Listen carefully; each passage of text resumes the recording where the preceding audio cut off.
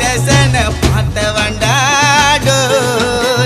12 வயசுல மட்டஸ்ட் டவுலத்தா கேஸ்கார ஆண்டவண்டா